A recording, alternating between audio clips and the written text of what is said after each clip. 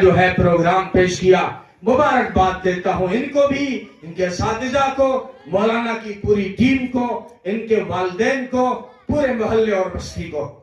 اس ادارے کو مضبوط کرو۔ ترقی تو کر رہے ہو لیکن بہت دھیرے دھیرے۔ میں بہت پہلے سالوں آیا تھا تو اس سے زیادہ جو ہے بالکل سادہ عمارت بھی تھی، بچے بھی کم تھے۔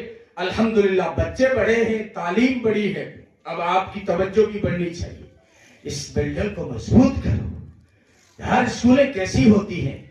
حضرت عثمان نے کہا، جب حضرت عثمان نے مسجد نبوی میں ساگوان کی لکڑی لگائی تو لوگوں نے کہا حضرت نبی کے زمانے میں مسجد بڑی سادہ تھی، حضرت ابو بکر کے زمانے میں مسجد بڑی سادہ تھی، عمر کے زمانے میں مسجد بڑی سادہ تھی، لیکن آپ ساگوان کی لکڑی لگا کے بہترین اللہ کا گھر بنا رہے ہیں۔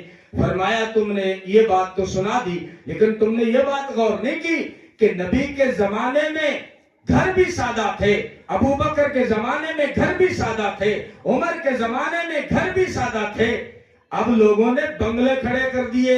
مجھے حیا آتی ہے، شرم آتی ہے کہ لوگوں کے گھر تو اچھے ہوں، خدا کا گھر اچھا نہ ہو۔ یہ ادارے، یہ مسجد خوبصورت ہونی چاہیے۔ اللہ کرے کہ آپ کے اندر بھی غیرت پیدا ہو، ایمان کا، آپ کی بھی غیرت جاگے، آپ کا ایمان بھی جلال اور حرکت میں آئے تو کام بنے۔ اس لیے عقل مند کو اشارہ کافی ہے نا۔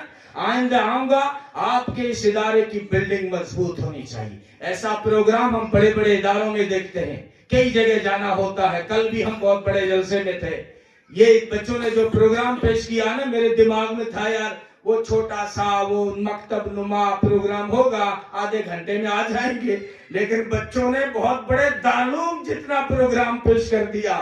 اب اللہ ہی بدلہ انہیں دے، میں دعائی کر سکتا ہوں، مسافر ہوں، آمین کہہ دو۔ اللہ تعالیٰ مزید ترقیات سے ہم کنار فرمائے۔ آپ کی توجہ پوری، اپنا مال بھی خرچ کرو، آپ کا ادارہ آؤ، سنبھالو، اپنے بچوں کو بھیجو۔